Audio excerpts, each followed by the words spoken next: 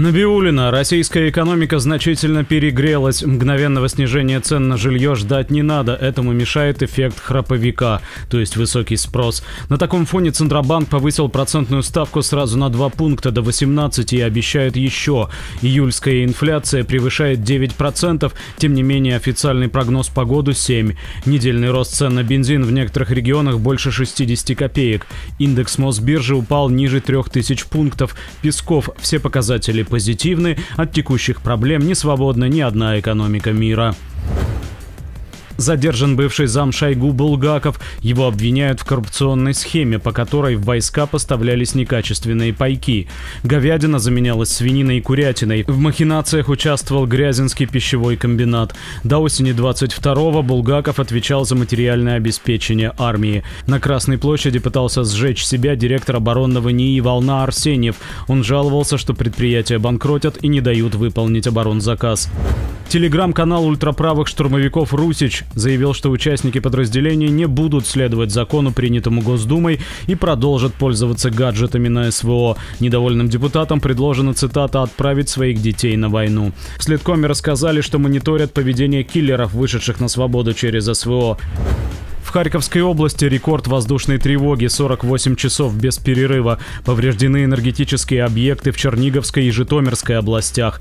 Патрушев, украинские и натовские маневры в Азовском море невозможны. Это внутреннее море России. Совбез Турции призывает к переговорам, чтобы не допустить эскалации. Кулеба: никто не смеет давить на Киев. Подоляк: заморозка даст России время модернизировать армию. Украинская Минобороны довольна темпами мобилизации и не будет снижать призывной возраст, пока ситуация на фронте не изменится в худшую сторону. Посол Украины в Чехии намерен перенять польский опыт создания эмигрантского легиона. Глава МИД Польши: украинцам нужно навязать такие условия жизни в Европе, чтобы они сами захотели пойти в ВСУ. СМИ: в разных городах России началось строительство большого количества военно-медицинских объектов в силу момента времени.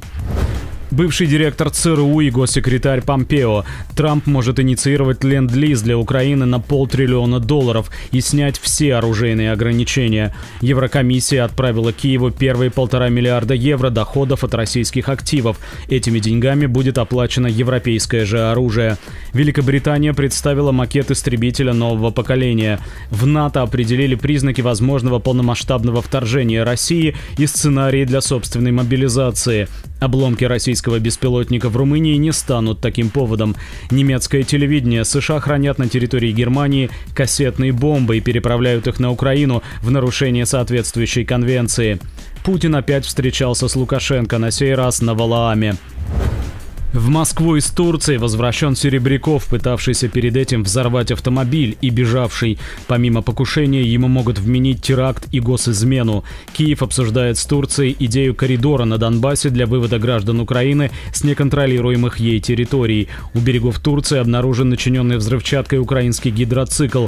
Посол Аргентины Виейра: Аргентина не участвует в антироссийских санкциях и не против переговоров с Москвой. Минобороны Китая отреагировала на новую доктрину американских морпехов: США – империя лжи и дезинформации. Конец цитаты. Еврокомиссия: разблокировка транзита российской нефти в Словакию и Венгрию, ранее его остановил Зеленский, сложный юридический вопрос. Администрация Орбана: это срочно, Венгрии угрожает дефицит топлива. США обещают отрезать индийские банки от долларов за военное сотрудничество с Россией. Им дан месяц на то, чтобы разорвать отношения. Вашингтон-Пост: 60% бедных стран находятся под санкциями США. Власти все понимают, но не могут остановиться. Ведомости: китайские банки считают грязными финансы, полученные от сделок с российскими компаниями. С января число китайских машин на российском учете выросло на треть, почти до 2 миллионов. Скоро их станет больше, чем французских и американских. Лукойл открыл первую региональную штаб-квартиру в Шанхае.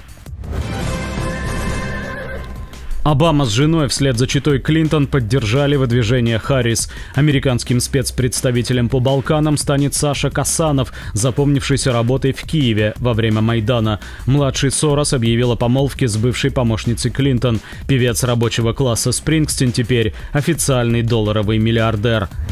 За несколько часов до открытия Олимпиады неизвестными атакована французская железнодорожная сеть.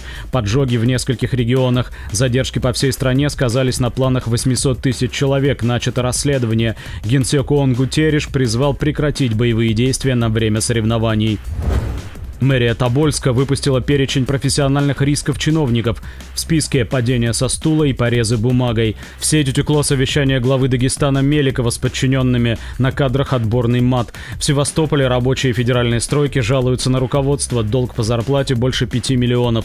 Суд Калифорнии встал на сторону Uber и Lyft в их споре с водителями. Работников не зачислят в штат, а оставят самозанятыми. Юристы корпорации заявили, что это дает водителям свободу. Голливудские актеры игровой индустрии начали забастовку, требуют защиты от искусственного интеллекта. В Португалии бастуют врачи, добиваясь повышения зарплаты и сокращения рабочего дня. А в Греции врачи протестуют против приватизации психиатрических клиник и служб. 2/3 многодетных семей в России в кредитах. В долгах больше половины семей с одним ребенком. Опять Песков. Рождаемость на страшно низком уровне. Это катастрофа для будущего нации. Однако это не говорит о неверии в будущее. Конец цитаты. Гендиректор фонда капремонта Свердловской области объяснил дефицит электриков низкой рождаемостью. Власти области создали рабочую группу по увеличению продолжительности жизни. Милонов призвал запретить показ фильмов и сериалов, где главный герой – счастливый бездетный мужчина за 40. Роскомнадзор заявил, что знает, как замотивировать YouTube соблюдать российские законы. Кадыров предложил не замедлять YouTube, а блокировать. И все американские сайты заодно. YouTube надо не замедлять, но надо сегодня закрыть к чертовой матери. А тех шайтанов, которые там ведут людей в заблуждение, там, не знаю, хаос, там, как это, хайпы, не знаю, как я это. Поэтому давно надо блокировать. Не замедлять, а заблокировать.